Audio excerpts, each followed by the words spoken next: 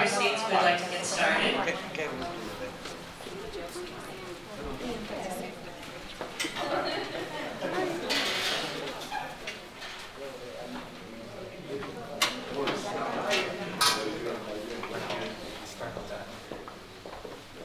So I'd like to welcome you to our Community Development Block Grant Application Workshop for the fiscal year 2024 funding round. My name is Sue Fink. I am the Manager of Financial and Administrative Services in the Office of Planning and Development.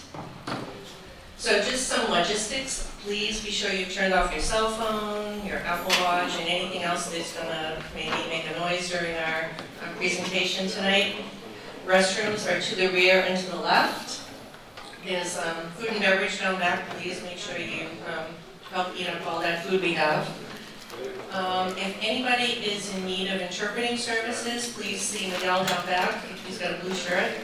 Give us a little wave, Miguel. Thank you. So the goals of this evening are to review the application, the process, and answer your questions. So the Community Development Department falls under the umbrella of the Office of Planning and Development. There are several departments that fall under Office of Planning and Development. There's Community Development, the Planning Department, the Economic Development Department, and Inspectional Services. So I'd like to introduce the Community Development staff that's here tonight. Wilda Pimentel down back is our Acting Community Development Director. Up here, co-presenting tonight with me will be Kate King. Marisol Colon has been checking you all in. You're going to be your best friend through this process. And down back, Diana Rodriguez has been helping us with our logistics tonight. Thank you, Diana. So in your packet, you have a copy of the general information. And on page 8, you will see what the priority needs are that have been established through the consolidated plan process.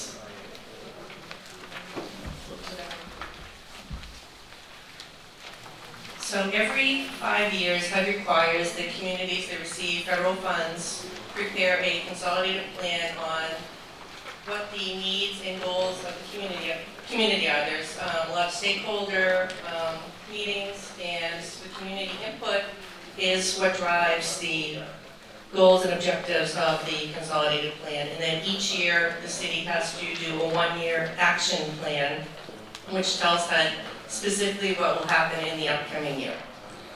So the current priority needs, as defined in the consolidated plan, are economic development, public facilities, parks and open space, public infrastructure, affordable housing, and public services. So I would imagine that the majority of you here are going to fall under the public service area tonight. So, how much money is available? We don't know specifically yet how much money we're going to get. We don't generally find out until well into this process. Probably we'll find out in late March or early April, but we're estimating there'll be $1.6 million. Don't get all excited. You're not competing for $1.6 million. The regulations put a cap of 15% of the grant amounts to be made available for public service activities. So if we get $1.6 million, that leaves us about $225,000 for public service activities. We do already have a commitment that the city has made to Emmaus for a project that they run serving homeless individuals here in Lawrence. So that's $10,000 out of that $225,000. So you'll be competing for about $215,000. So there are 5 documents that are up on the city website that you will need for your application process. So there's the general information, the application, the census tract map, the affidavit, and the checklist. So has everybody gone to the city website and found the information? The application has to be filled out on your computer. It's a fillable form. Don't handwrite it, please. So at this point, we're going to go through the general information.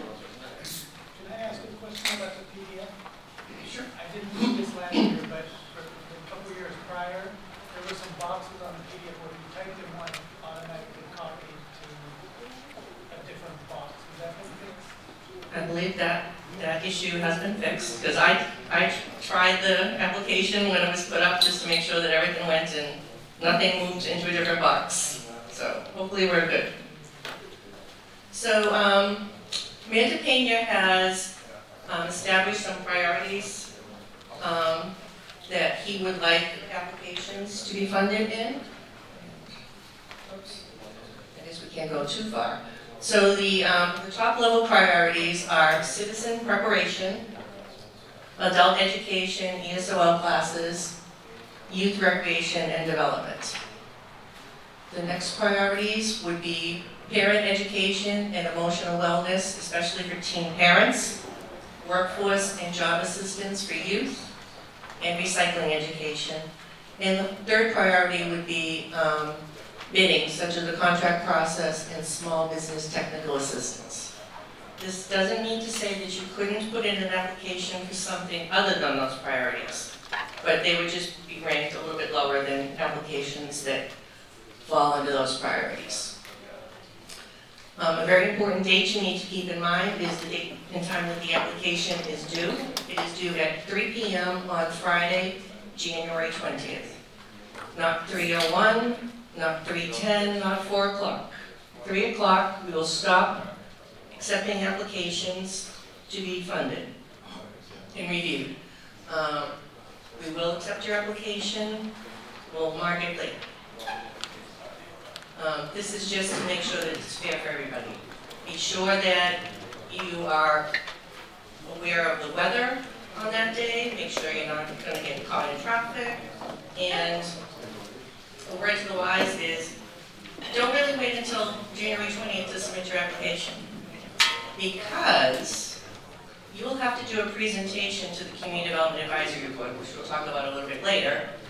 And the order of your presentations is the order in which we receive your application. So if you'd like to do your presentation first, when the CDAP is fresh and really paying attention, get your application in early.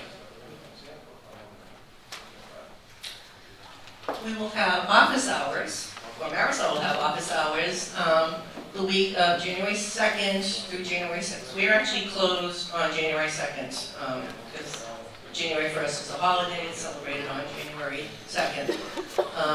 So if you would like to have her review your application before you submit it, make an appointment with her. She's available between 9 and noon on those days. Again, you must hand deliver your application. We do not have an electronic submittal process. Perhaps in the future we might have that, but right now we're still doing hand-delivered applications. You have to submit one original application and all the attachments in one copy, and one copy of all the attachments. If you are using a fiscal agent, your fiscal agent is the agency that needs to submit the application on your behalf. If the office is closed for a blizzard, hurricane, tornado, whatever, and we're not there to accept your applications, they would be due the following business day at the same time. And those of you who are here tonight are the only eligible applicants this year. This was a mandatory workshop. Any nonprofit that did not show up tonight, their application will not be considered for funding. This is the first time we've done that. We've found that there's been some glitches with people's application. They're not clear on what the requirements are. They're missing documents. So we felt it was important to have you all come in here. I know I see a lot of familiar faces out there. People who have been filling out these applications for several years. But I think it's really important that we go over everything and make sure everybody is on the same page.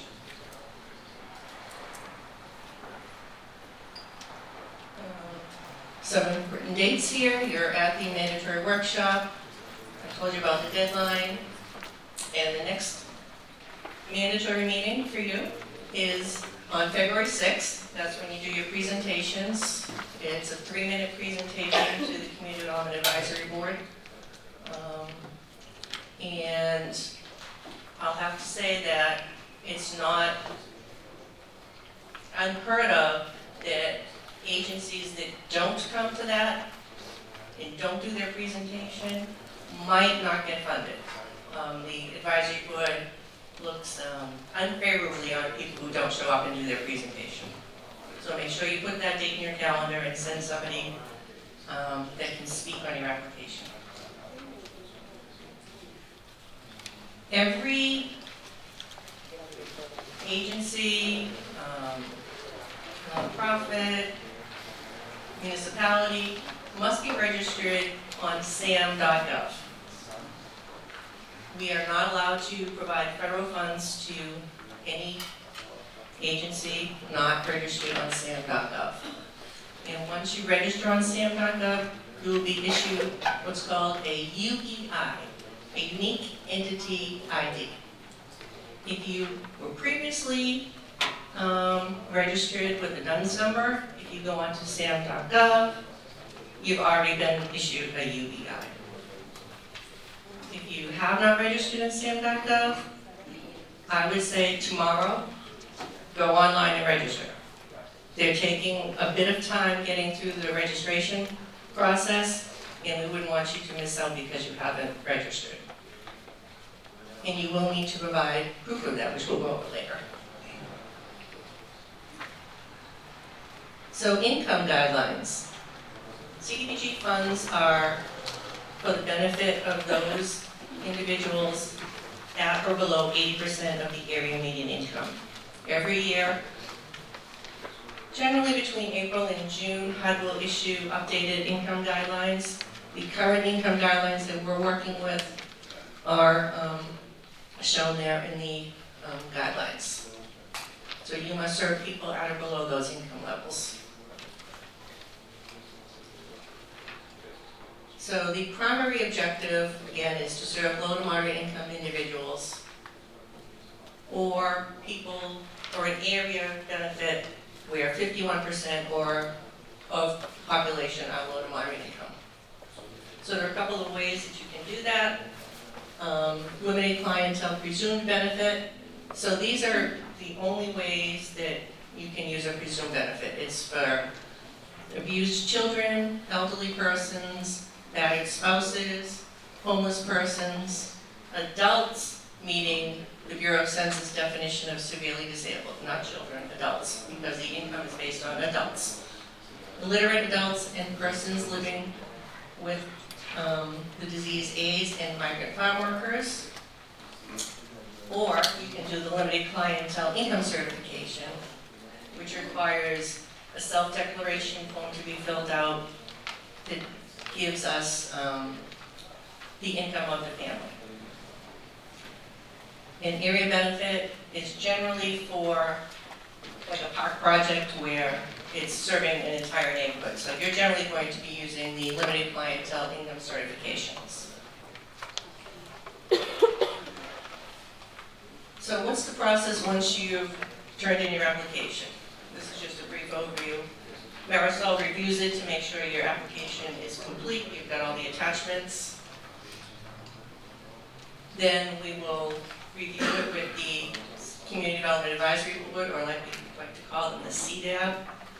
They will read all your applications. There's a scoring system in place that they use to evaluate. And they make recommendations to the mayor who has the final determination for funding.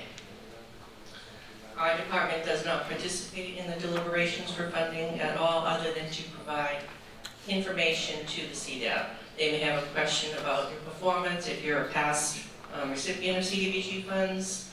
And if you are a brand new applicant, I may make a suggestion that they not give you like $50,000 to start off. A new applicant probably would be better off with about $10,000, just so they can get their feet wet in learning the ropes of using federal funds, because as many of you can attest that have been previous recipients, there's a lot of paperwork and requirements. Other than that, the advisory board makes the recommendations, and we just make sure that they haven't overspent the $225,000.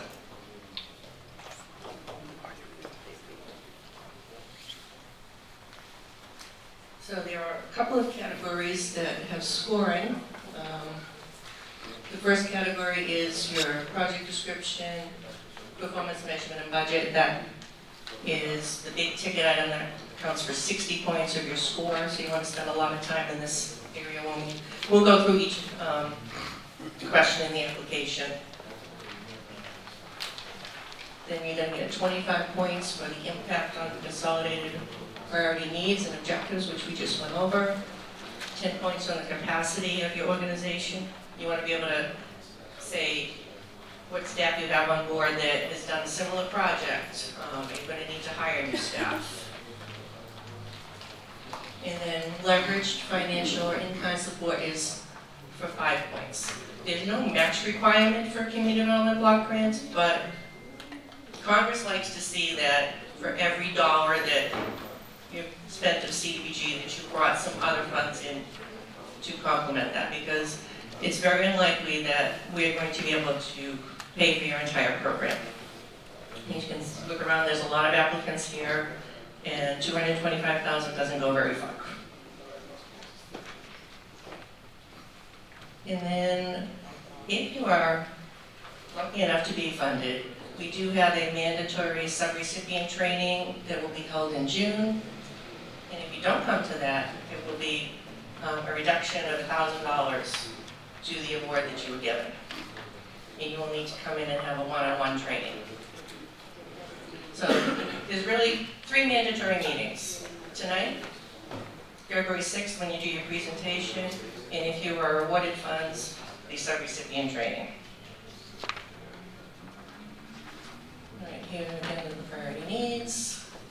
So here's some of the eligible activities for CDBG. I'm not going to go through them, you've got this all in your application, but we can do economic development, we can pay for administrative costs, so they pay for our salary, our rent, our office supplies.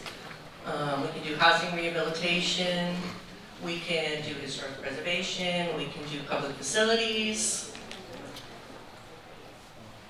Some of the things we can't do is we can't purchase equipment unless it's part of an otherwise eligible activity. So if you're running a public service activity and you need to purchase Chromebooks, that's something that's eligible. We couldn't just purchase Chromebooks for the sake of purchasing Chromebooks. It has to be tied to an eligible activity. We can't pay for DPW staff. We can't pay for any work at City Hall. We can't pay for political activities and new housing construction except under limited circumstances. All right, so that takes us through the general info. I'm going to move on to the application, I think is next.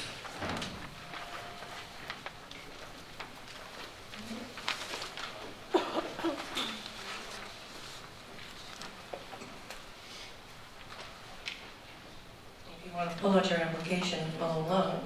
Oh, I don't know that they have an application in there, in your folder. You'll have to follow along up front. Okay. It's in our folder. Okay.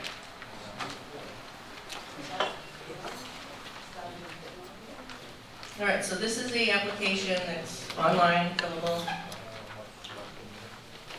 So the top part is just basic information. It's your organization name, the name of the project you're going to fund, where the project will happen. It may not be at your office, it may be somewhere else. You put your office address as the applicant address. We need contact information, email, phone, fax, how much money you're asking for, if you have a website, your ID number from the IRS, your UEI from SAM.gov, and the contact name and title of the person if we have any questions about your application.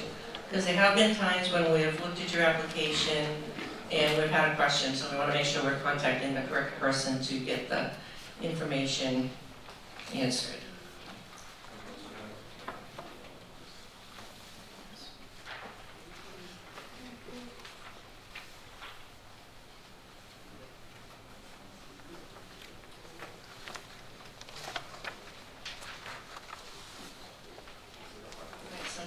list of the attachments that we're going to need for you to include. We need a copy of your articles of incorporation and your bylaws. We need a schedule of when you're due to file your state and financial reports. So those would be numbers 3, 4, 5, and 6 on the list here. I'm going to show you a sample. You might even have a sample in your packet. I'll have to say that this is something that tripped a lot of people up over the past couple of years. So this letter is when you are due to file, not when you did file, when you are due to file.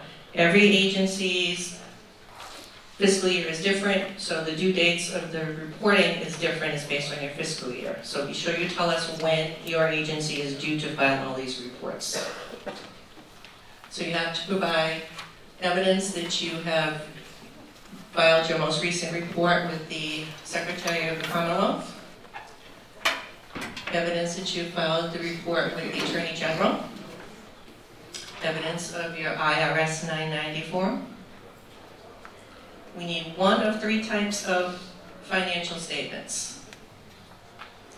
So if you are a past recipient, your options are a copy of your A133 audit if your agency receives more than $750,000 in federal funds in 1 year, or financial statements compiled by a CPA. If this is the first time you're applying for funds, you may submit a profit and loss statement. It's your one and only chance to submit just a profit and loss as a first-time applicant. Otherwise, we need financial statements compiled by a CPA or an audit. We need a current list of your board of directors and an organizational chart. This is another area where people got tripped up in the past. We need a copy of your 501c3 designation letter, unless you're a city department, because we already have that. And you're going to show us a screenshot of your SAM.gov registration. So what we want to see is that your status is active and when it expires, because you have to keep renewing your SAM.gov registration. The city is even registered. Kate is the queen of SAM.gov for the city. She's always in there updating us. And you must submit the signed CDBG conflict of interest questionnaire and affidavit. So that's one of the attachments that's on the city website.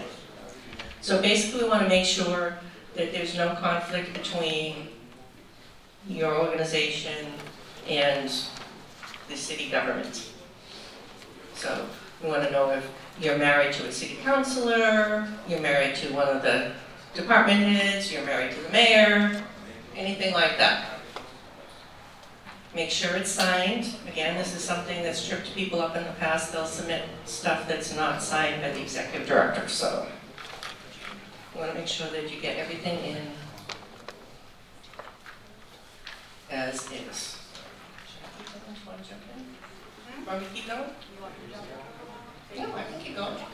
All right. So here we go. Question number 1. This is a 1-sentence statement describing your project, not your organization. So ABC Nonprofit is going to provide after-school tutoring for 16 junior high students in order to increase the graduation rate. Something along those lines. You want to give a brief, thorough description in 1 sentence. It can be a long sentence. There's no, as long as you have 300 characters. Can't go over that because it's, trust me, it stops filling in once you start typing. Okay, then you want to tell us about your budget. CDBG is a reimbursable grant. What that means is you must pay the expenses out, provide proof of that, and then we can reimburse you if it's eligible expenses based on your contract. So keep in mind, if you ask for $30,000, you need to have $30,000 of other funds that you can expend first before you get reimbursed. Scroll down a little bit. Excuse me. Yes. I have a question. Yes, you do. Okay. And what about the organization that got any funding in the bank? So how we can get it? I don't think I understand the question. I'm So sorry. if you don't have, like, say you apply for $30,000, you don't have $30,000 in the bank. Yes. Okay, well, if you apply for $30,000, what if you have $5,000 in the bank? So then you spend that $5,000, put in for reimbursement for the $5,000, and keep going like that if you want. That's, I've seen organizations do that. But unfortunately, it is a requirement that it's reimbursable. We have to reimburse people after they've expended the funds. So I know it's difficult, but that is one of the regulations. So if you understood, so basically if you have 5,000, you apply for 30, you have 5,000, you use that, you get the reimbursement, you spend You submit a again reimbursement the request 5,000 after. again. You can submit a reimbursement request after you spend $500. I don't care, it's a pain, but we'll work with you. I understand what you say, but the thing is, as so many organizations, for example, no got nothing in the bank. You know what I mean? Like a zero. Yeah, So what about that? So, I know, but unfortunately it is reimbursable, so that's what I'm saying. yeah, so nothing to You know, spend that's my question. $500 and I That's can my reimburse you that $500 as long as it's allowable expense. Or partner with another organization. Have a fiscal agent. Partnerships are highly encouraged. We'd like to see organizations work together that are doing similar work. Why compete against each other? Pull yourself together, pull your staff together, and put in an application that way. You have a fiscal agent. Or you can have a fiscal agent. Down back, yes. If I have two projects, do I do two separate applications? That is correct. If you have more than one project, you have to do a separate application for each project and attachments with each application.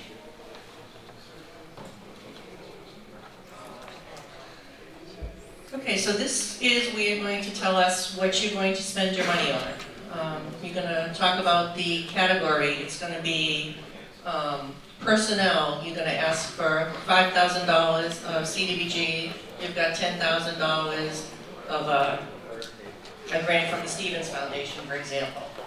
Then you need office supplies. So you fill out the different categories that would add up to how much your project is going to cost.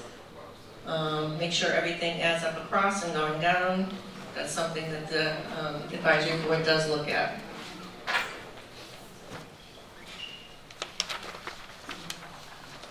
Okay, so next we're going to go to project impact. So why is this project needed by Lawrence residents? How is this going to benefit the low to moderate income people in Lawrence? So this is something that's very important. You can only serve Lawrence residents with this funding. You can have participants in your program for other communities, that's fine, but they can't be counted towards your CDBG grant. And the next question is, how will it meet a consolidated plan, priority, need, and objective? And this is where you can really expand because this has a larger character limit. We're up to 1,000 characters on this.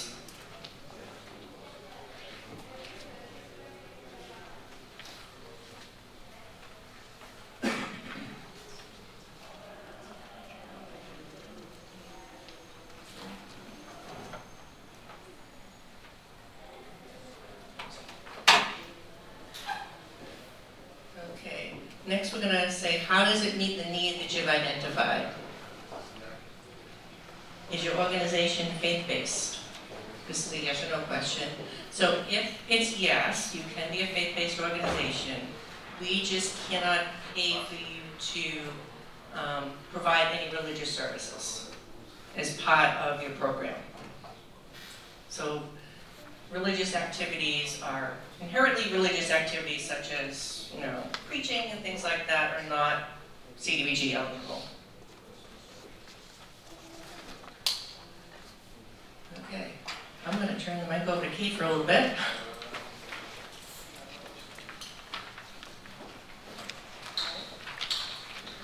Provide a detailed description of your activity. That's where you're going to sit there and explain what you're doing, who you're serving, is it new, is it an ongoing service, is it expanded from one that we had funded previously maybe? You have to expand your service. We can't fund the same thing over and over again every year. HUD doesn't like that. Who are you serving? Are you serving youth, age 18 to 20? Are you serving seniors? This is just where you're going to identify that.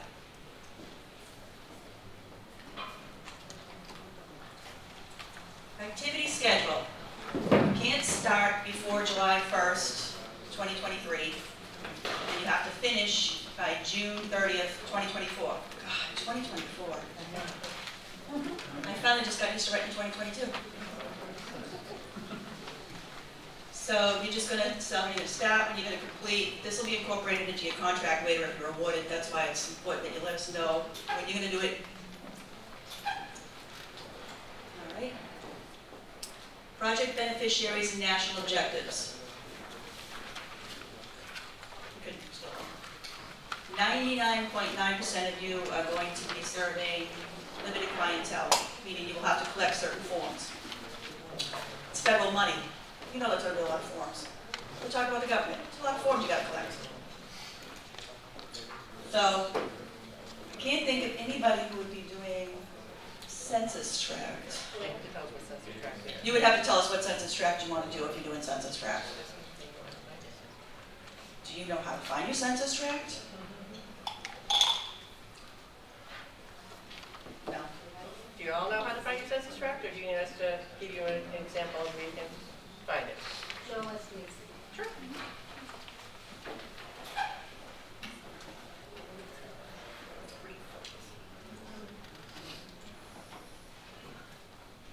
So if you Go to this website, it's https://geocoding.go.census.gov, blah, blah, blah, blah.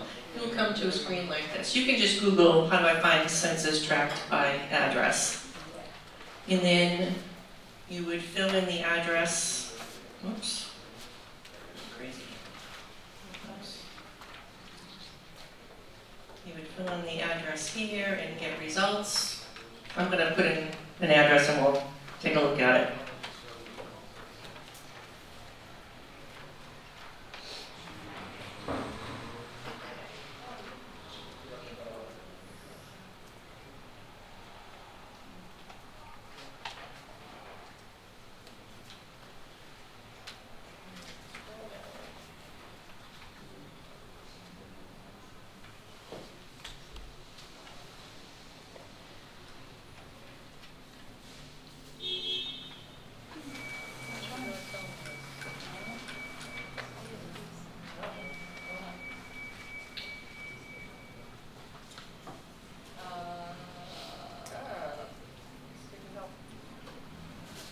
What's that benchmark for?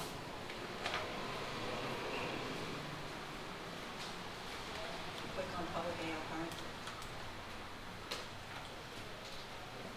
Public AO census 2020, maybe?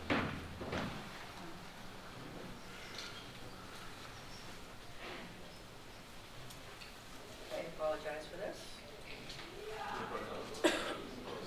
So I guess you can't find out. We'll figure out. We'll figure I out. don't know why it didn't work today. It worked the other day when I checked it.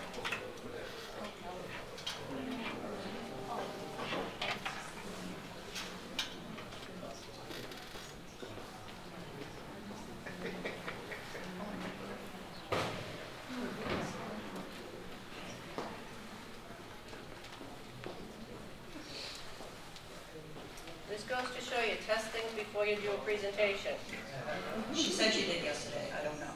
Oh, thanks, Kate.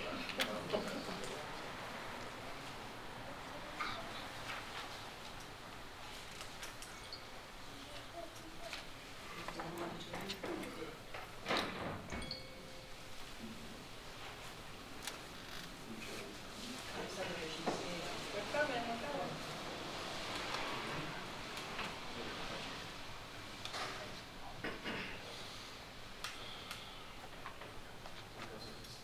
All right, name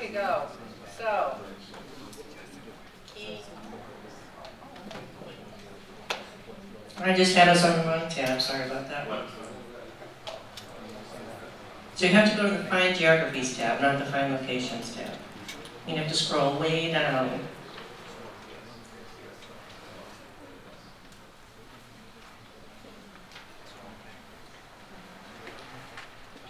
And you will see that this is in tract 251800, which is the Mount Vernon neighborhood. So this was my home address I put in. So I know this works now. And I know it's correct. So I would totally just Google, how do I find my census tract? Just think that's so much easier. We can look at our maps. It's very difficult, it's got addresses now. And unfortunately, Susan lives in probably the one district that we can't pay for anything. I do. Because it is not 51% LMI. So, what does that mean? That you can't claim that as an area benefit, anything in that area. So what if my organization is in that area? Can Well, I still? You can still serve people, you just have to do the, oh, well, Yes. you could, yeah. Yes, you can. Depends on where you're serving them. Just because your business is located in a non-income eligible neighborhood or tract, census tract, if your organization does its work somewhere else, you could claim that. The easiest one, though, is to do the limited clientele. Like I said, 99.9% of you can do that. It's just easy. Can you clarify something there? So if we do have a person that comes in, but they live in Mount Vernon or that census tract, we cannot claim them You can still serve them if they are LMI, unless they have. but that's why you have to collect the forms. That's the one. Mhm. That's a really great question, Anna. Thank you. So the presumed benefit, as Susan had said earlier, is for a very specific group of people. And again, I feel like 99.9% of you, you're going to do the limited clientele with the income verification, which we'll get into later. I'll explain some of the forms you have to collect.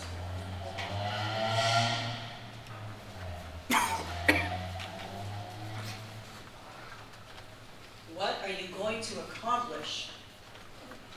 Are you going to serve 500 people?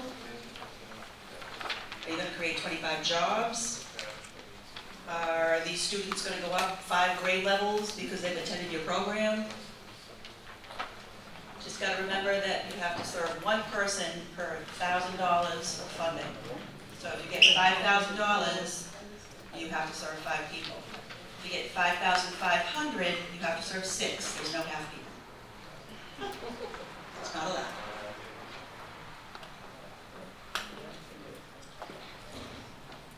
Organizational capacity.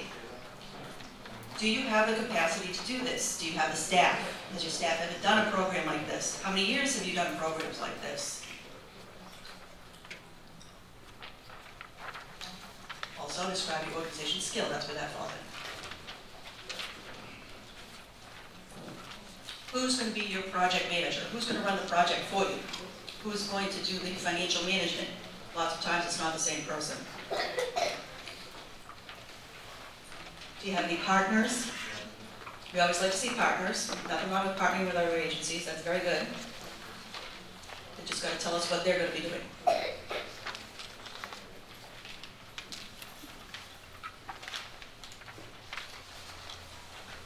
How is this financially feasible? Are you going to try and start some brand new program from the ground with my $10,000 that I've given you within 6 months? I don't think so. You got to have an idea of how you can do this program that's feasible with the money you're going to get. That's why a lot of people do have to have matching funds. You have to have leveraged funds because my small amount of money I'm giving you is not going to be enough probably to run a program.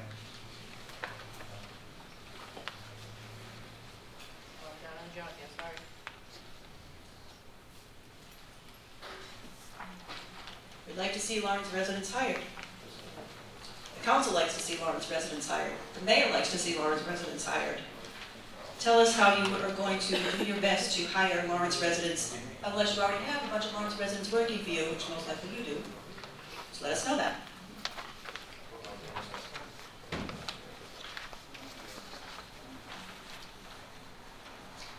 This is just where you sign and say that everything you've said in this application is true to the best of your knowledge.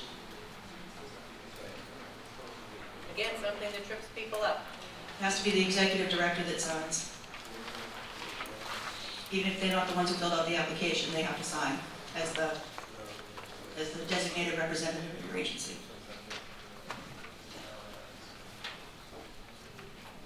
Yeah, and review and reporting requirements.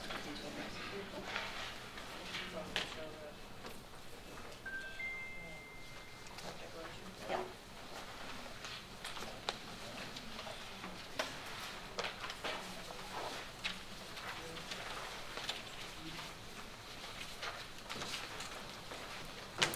We had mentioned earlier about a self-declaration form. This is a form you need to collect so that we can gather the appropriate information to let HUD know who you've served and to make sure that they are LMI. Not moderate income, I'm sorry, we always talk in HUD speak. For me, I think it's important to let people know that this is required so that maybe at the beginning of your program, when you're signing people up, you have them fill this out right away. So you don't have to go chasing after people to collect these forms. If you serve 10 people, you have to have 10 forms. And they have to be 10 good forms. Because Marisol will count those forms when we come for our monitoring visit. And we'll check to make sure that you are using the correct form that is completely filled out. One declaration form per household. You can serve 2 people from a household, but you can only collect 1 form for the household. You can only count 1 person from that household. That's just a HUD reg. Yep. Is that a form you receive after you get the grant? If you are awarded the grant, you will receive these, along with all your other contract documents. And we'll go in detail into this when we have the financial training, the subrecipient management training in June. I'm just breezing through some of the stuff. I think the point is to let people know that there's a lot of paperwork. Again, it's the government. Hello? It's always a lot of paperwork. You file taxes, you know. You're going to use these forms to make a monthly participant reporting statement. That's new. HUD wants us to get monthly reports from our subrecipients, whether you serve somebody or not. If you don't serve anybody, you're going to say 0. An example would be on the July report, you have no participants, so the report would be all 0s. And a blurb you'd put on it would be, oh, we're beginning outreach and we're signing students up. Your year-end report is going to be filed with your final request for payment, and that's where you get to blow it up, see all the people you've served, do all the things, write all the great stuff that you've done, which we know you all do.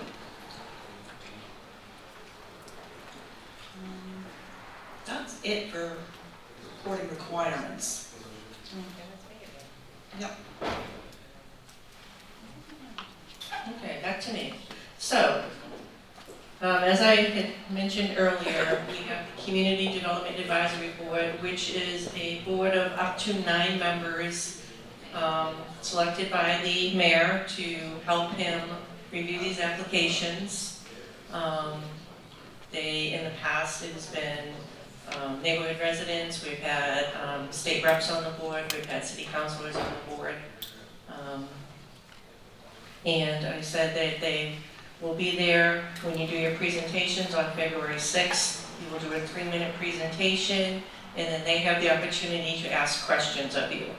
Let's say how we put that 3-minute presentation. Yes. So that 3-minute presentation is really the way to get across how important your project is.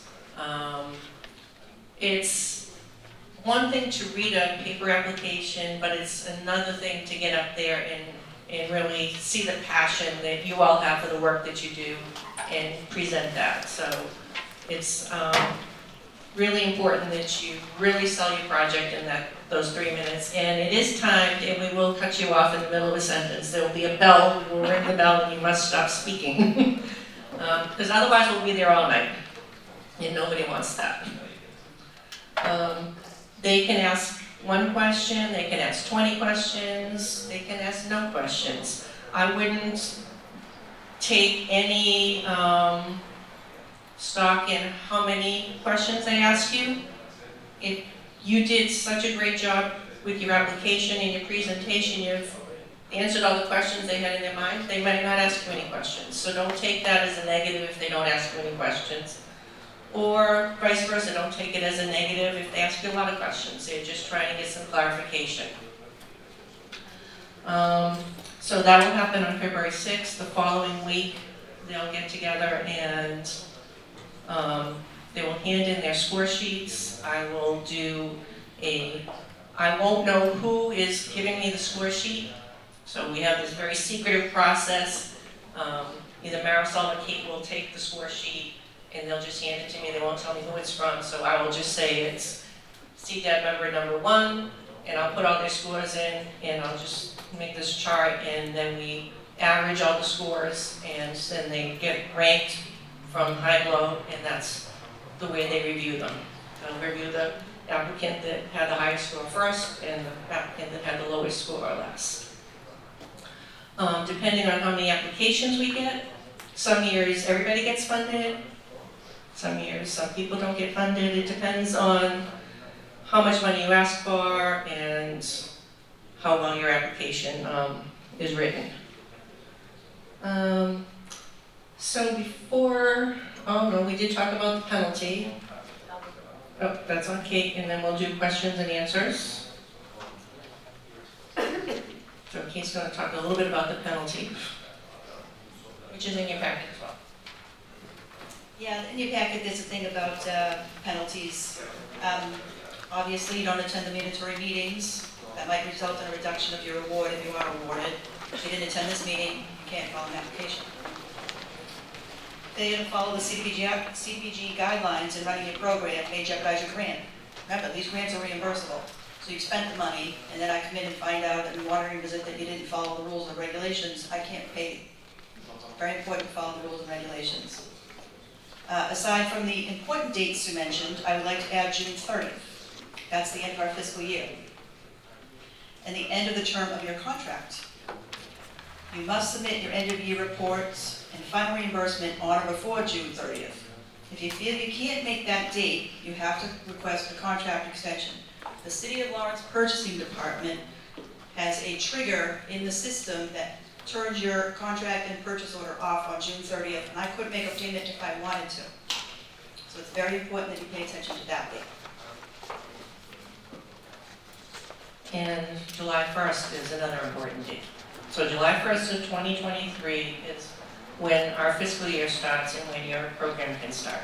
Don't incur any expenses prior to that. If you are lucky enough to get an award letter in May saying, congratulations, XYZ agency, you've been awarded CDBG funds, you still can't start your program.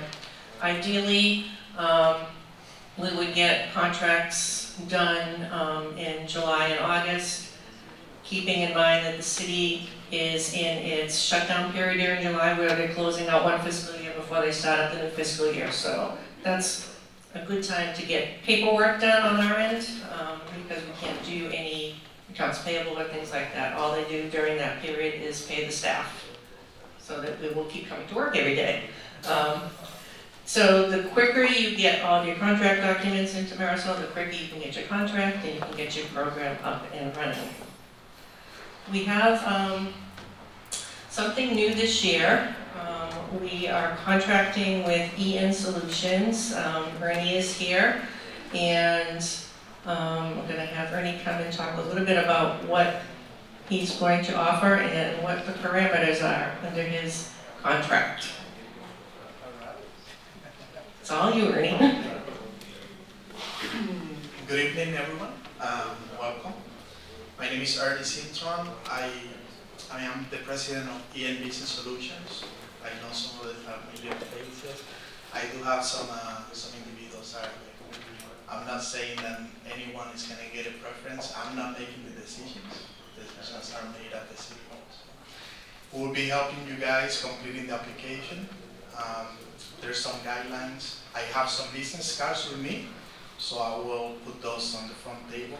So if you guys want some advice or you want to go through the requirements, we are located at 60 Island Street in Lawrence, Suite 112.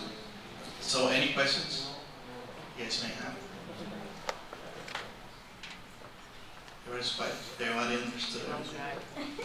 So I will be, sitting down with you guys. I will be going through every single one of those questions. Make sure I get all the details for you to prepare the application in the best way possible, so you guys have the better chance to have the higher score. So that's the idea. So hand to hand, we're going to be a team.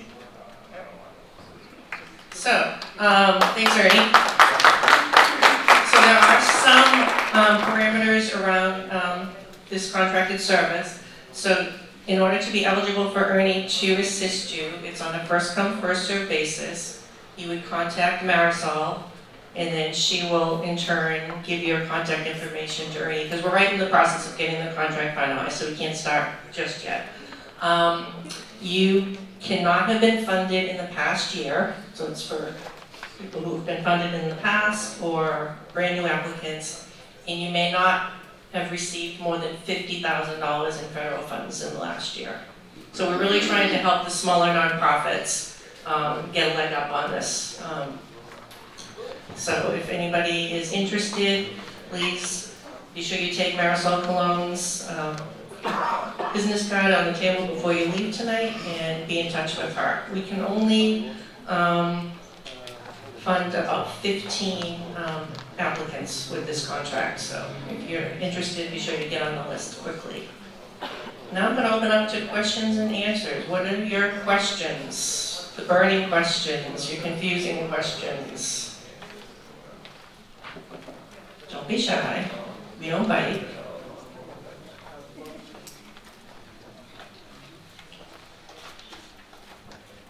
Yes, Jeff. All right. Instead of a question, I just had more of a statement real quick. Sure.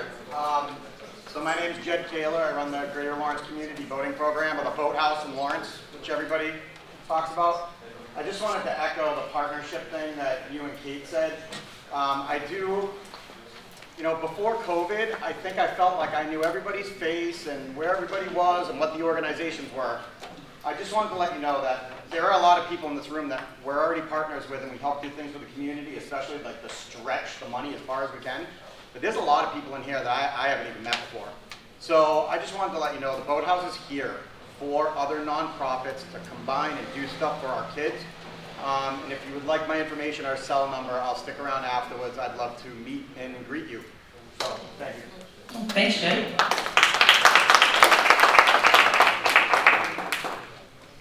Any other questions? Any words of wisdom from previous applicants?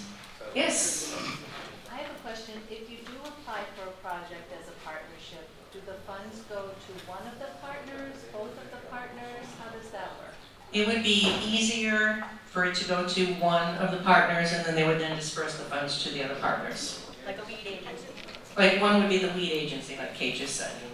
Okay, and then that disbursement to the partner would happen just between agencies, not part of the CDBG paperwork? Correct. Okay, thank you. I suggest everybody get their applications in early. As was alluded to, the applications are numbered when we receive them, starting with number one. Number one is the first person to present in February, and if there are 30 applications, you could possibly be sitting there for hours waiting for your turn to come. So the sooner you get in there, the sooner you can present. And don't wait till last minute. We had somebody one year got stuck in traffic and came half an hour late, and we couldn't take their application. Well, we took it, we just couldn't. We took it, we just couldn't fund it, we just said, like,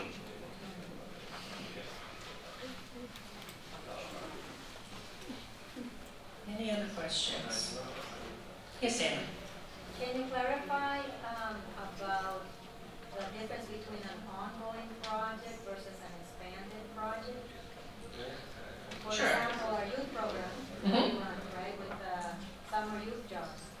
I just want to be clear that it's an ongoing project, but I know that had like expanded programs. Right? Well, are you serving the same people that you served last year? Well, then it's expanded. So expanded means it could be a program that you've been running, but you're serving different people this year. Thank you, that makes a big difference. Good. Because there are a few people here that have been funded for multiple years, but like I say, you're serving different clients each year. You don't have to serve, I mean, if you have some repeat clients, you can still serve them. I don't mean to say you can't. And the self-declaration forms, I know some of the agencies we've funded in the past, people have been a little bit skittish about filling out the form. I don't want to fill out this form, I don't want to give this information to the government.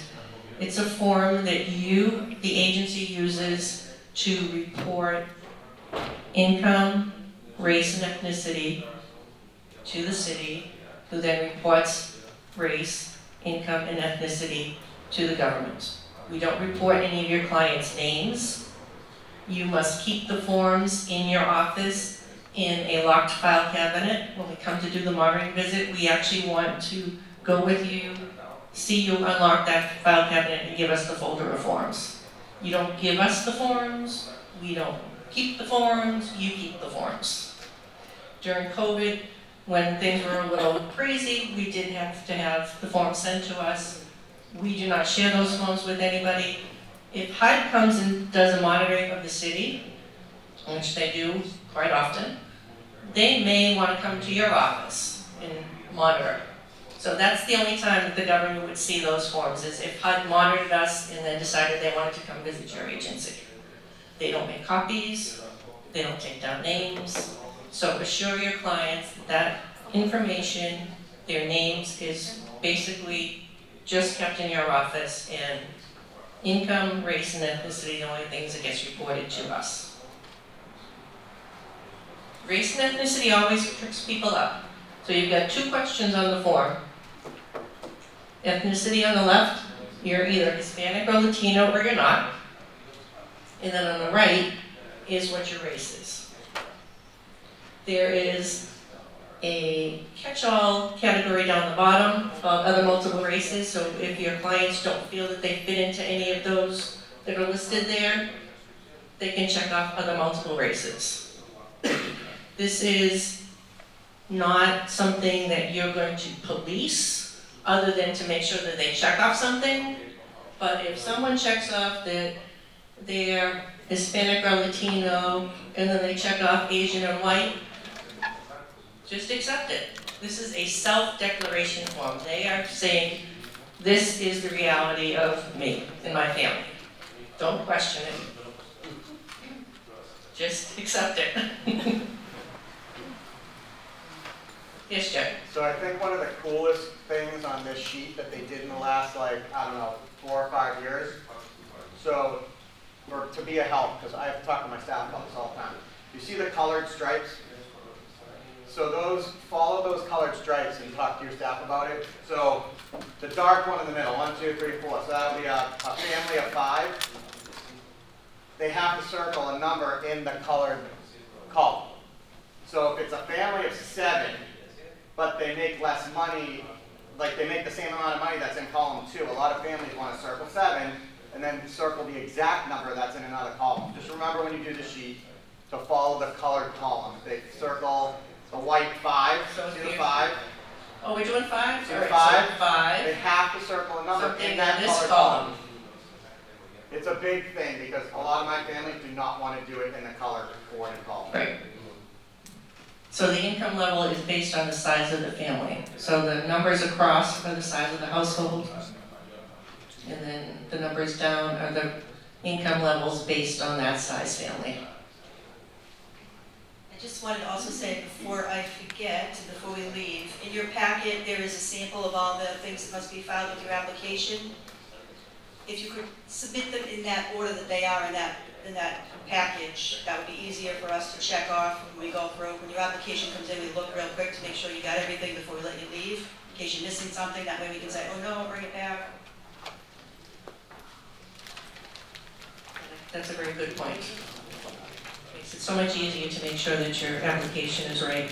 And it's important that you bring an original and a copy of the application, original and a copy of the attachments. If you don't have those, you're going to be turned away and told to come back. We are not going to make copies for you. Another reason not to wait till last minute. Yes, that's another good point. Don't wait until the last day, just in case we send you away. You don't want to make sure you have plenty of time to come back. Any other questions, comments, concerns? Yes, Anna? Sorry. Considering this is your last meeting, Anna, you're asking a lot of questions. Yes, Anna is retiring, for those of you that did not know, at the end of December. Well deserved. You're all you do not look old enough to retire, Anna. I'm not, right. 26 years in the same company. And I've been with you all 26 years. Because I've worked for the city, be 28 years in May. Kate's been with the city how long? In Marisol? Marisol's been here 25 years, so we're the 18. We've been doing this for a long time. I just wanted to point out that this happened to me whenever this new form, the last one in the packet, somewhere along the line, I had a difficult time finding notary to notarize the last, the conflict of interest affidavit form. And long story short, just as an idea, all banks provide a notary. That's one thing, right? And you can, if you're a notary, you can notarize yourself. I think everybody knows that. But that's one thing that would save you a lot of time to do that in the same features. You don't want to run around the day off because that happened to me once. Good point, Anna. See, words of wisdom from previous applicants. Any other questions or comments? Yes? So we just find the application form on the city website? Yes, it's on the city website under, if you go under departments and then community development and housing.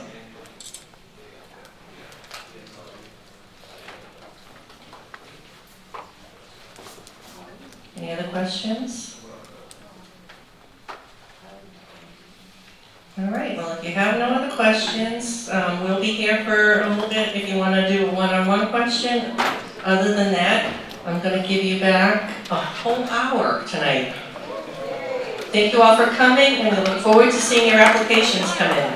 Thank you very much.